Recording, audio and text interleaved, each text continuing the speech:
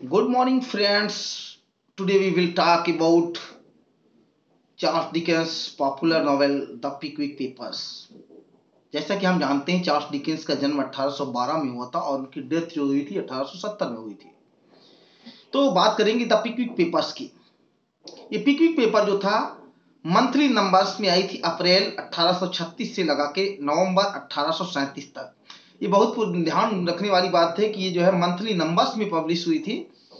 ठीक है, ये चार्ल्स डिकेंस का नाम है। इसका जो सब टाइटल है, जो दूसरा टाइटल माना जाता है, वो जाना जाता है the posthumous papers of Pickwick paper club, वो पिकविक क्लब।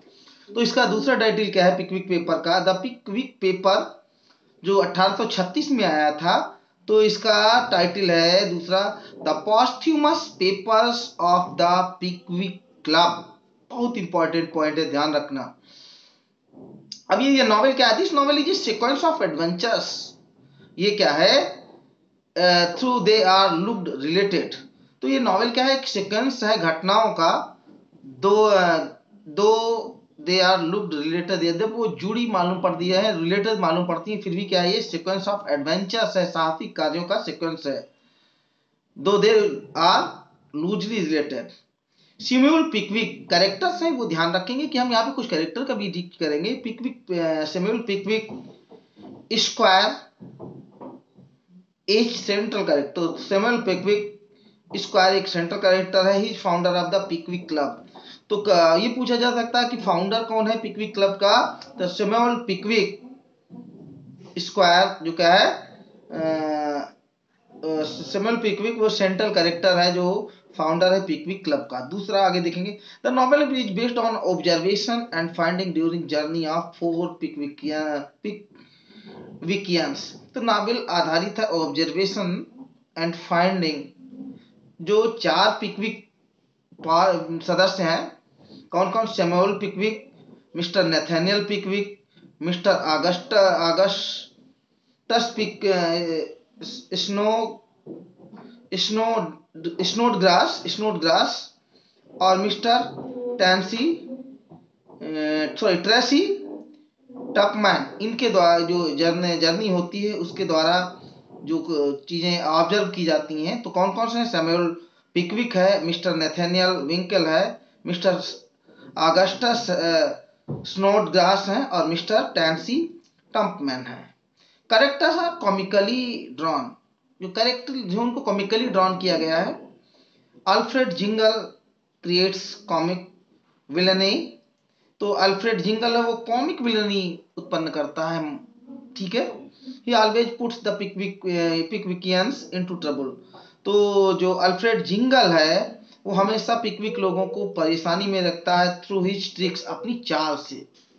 देखिए साथियों, मैं समरी जो है शॉर्टेस्ट समरी, क्योंकि इतना समय नहीं होता है कि पूरी किताब कंपटीशन के दौरान में पढ़ी जाए या पढ़, वैसे तो समय हो तो पूरी किताब पढ़नी चाहिए, लेकिन शॉर्ट में भी पढ़ के काम चला सकते हैं। The relationship of idealistic and unworthy Pickwick with the comic cockney Sam Weller create humour further.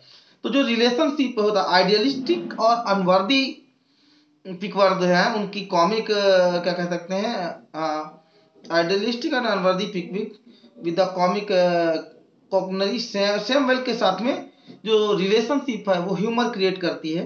The novel come to an end with the marriage of mister Warder's daughter. तो जो नॉवेल का समापन होता है, वो मिस्टर वार्डर की बेटी जो होती है इमिली वार्डल, किसके साथ में?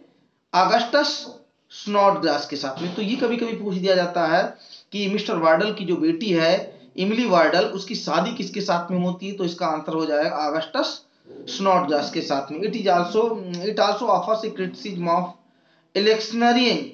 तो क्या होगा? इलेक्शनरिंग पर भी जो एक क्रिटिसिज्म करती है। The first 7 chapters have the signature of cartoonist Seymour. तो फर्स्ट 7 चैप्टर, पहले चैप्टर है, उस पे क्या है? कार्टूनिस्ट सेमोर के सिग्नेचर हैं। He has provided the illustration of chapters. हाँ, he has provided the illustration for the chapters. उसने चैप्टर्स के इलिस्ट्रेशन उपलब्ध कराया है। Originally it is intended to be written for a sporting club. इस विशेष रूप से क्या है, ये ध्यान रखेंगे कि इसको लिखने का इंटेंशन जो था वो स्पोर्टिंग क्लब के लिए था।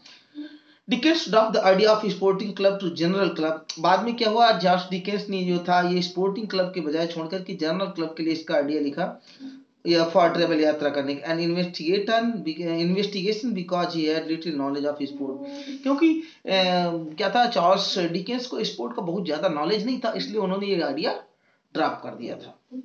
ठीक है साथियों, तो इसी तरीके की जानकारी के लिए हमारे चैनल से जुड़े रहें, सब्सक्राइब करें और अपने कमेंट करके बताते चलें और क्या सुधार हो सकता है। Thanks, have a nice day.